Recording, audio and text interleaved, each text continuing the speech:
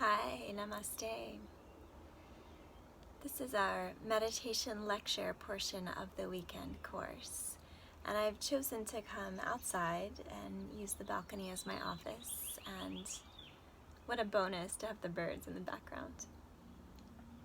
So, meditation is listening, whereas prayer is asking. Meditation is listening to the divine. And when I use the word divine in this context and in all contexts, I'm referring to a non-theistic, greater power, interconnectedness, starlight, cosmic knowledge. So you sort of have to, a lot of people have to make peace with what divine means for them. And for a lot of people it means God. And for a lot of people it means whatever deity is part of their religion. Meditation is not a religion. You don't have to be religious to meditate. Prayer is asking for something, and meditation is listening. I know that I already said that, but I'm repeating it now because it's very important to sort of draw those lines for yourself and know that prayer is wonderful and prayer is beautiful, and if that's in your practice, wonderful.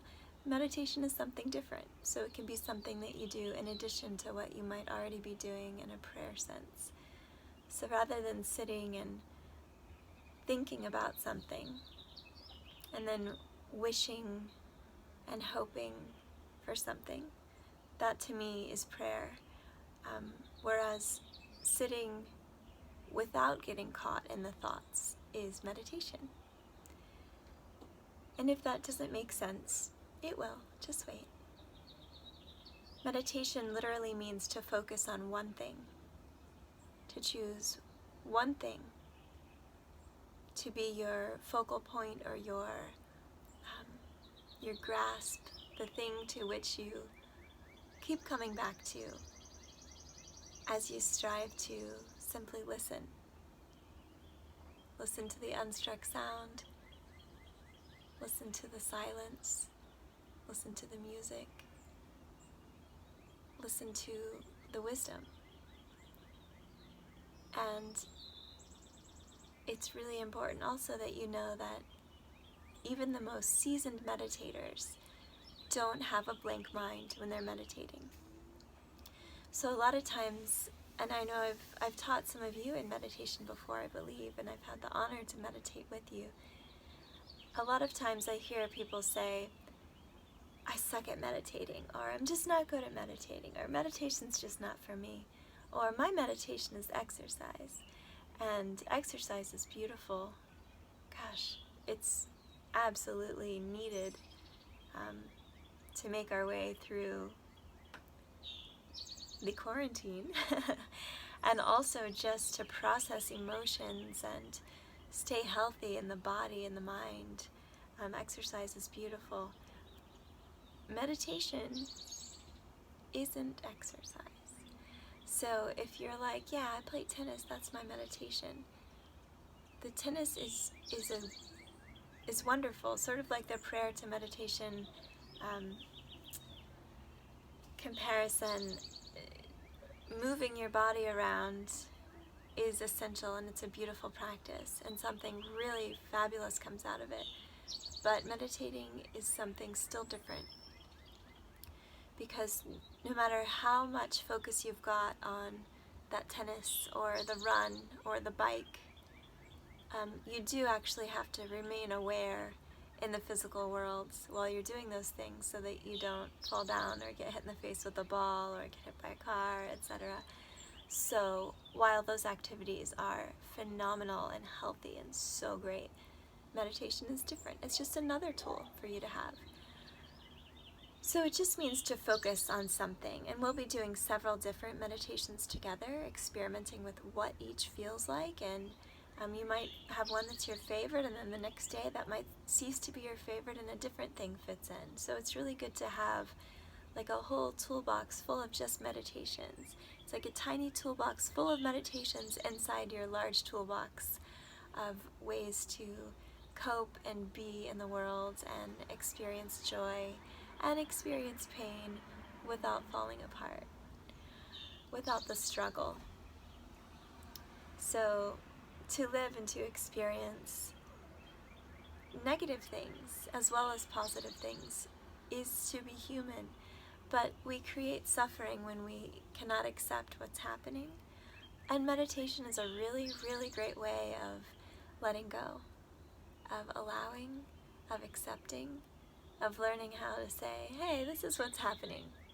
This sucks, and I don't need it to be any different. I'm just going to stay here and allow this to be what it is, and know that this too shall pass, and that I can be a part of that change to make it pass. But by wishing that it were different than it is, I'm just causing suffering for myself. So, Alexander Hamilton.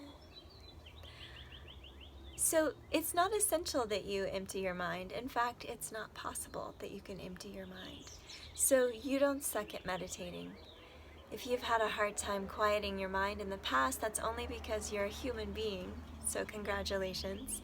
And it's impossible to quiet the mind. It's a monkey. It's constantly thinking and projecting and resonating, and it's this wonderful tool that we have to live as humans.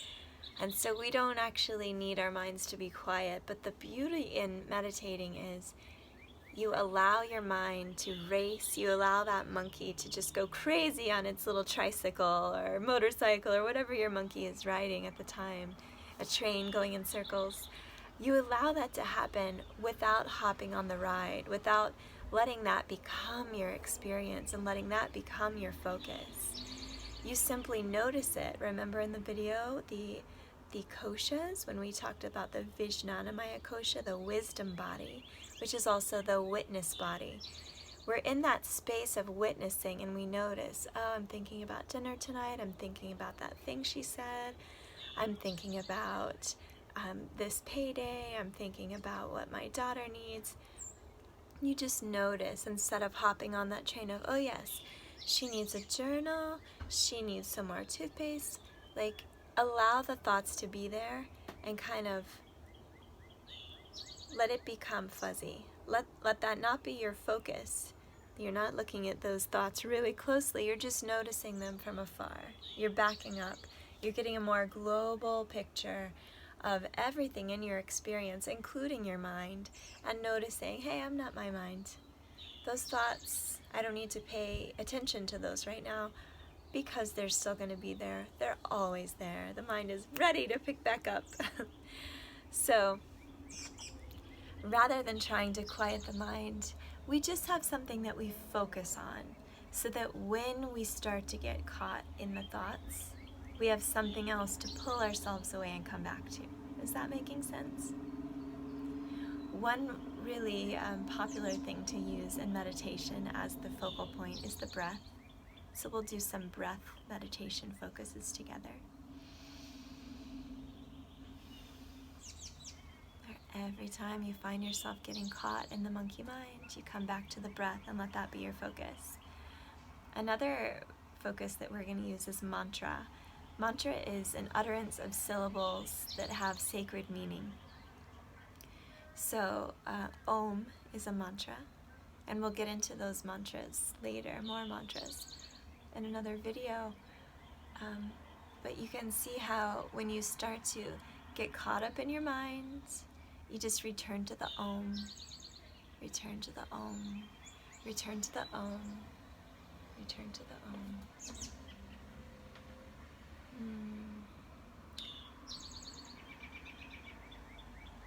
I think we'll do a coloring meditation together. Like the bike riding or the tennis playing or the running for meditation, the issue with a coloring meditation, although it is fantastic, and I think it's a great way to sort of segue into a seated meditation or a laying down meditation. That's the other thing. You don't have to be seated in lotus position with your hands in Gyan Mudra to meditate. you can lay down, and we'll explain all of that later. But we'll do our coloring meditation, and it's a nice segue into a seated mantra or breath meditation, but it does require at least just a little bit of awareness of your surroundings, which can sometimes prohibit you from getting as deep as you might like to get when you're meditating. What else would I like to share on just the basics of meditation? Yes. So meditation is not prayer, we said. It's also not contemplation. Often I'll hear folks say, let me meditate on this. And I'm not sure what they mean when they say that. They might truly be meditating. They have some, that's the languaging that maybe I'm misunderstanding or making an assumption, but it seems like if someone says, let me meditate on that, what they mean is, let me go and contemplate. Let me go and sit with it in my temple. Con means with, and template, the temple. Let me sit with this in my temple of my mind and think about it. And what a beautiful process and practice to contemplate. It's essential. It's not meditation. So it's again another tool. There could be a whole course on how to contemplate, and it would be money well spent if I bought that course. But yeah, just important to know that it's not asking for something. It's not wishing that something were away. It's not thinking about something and finding a solution. It's simply being. It's the act of being, of connecting with that right brain space and joining something bigger than ourselves, tapping into that collective consciousness and just listening deeply. So I hope that has been informative for you, and I hope that you enjoy these meditation practices that we're going to do together. Namaste.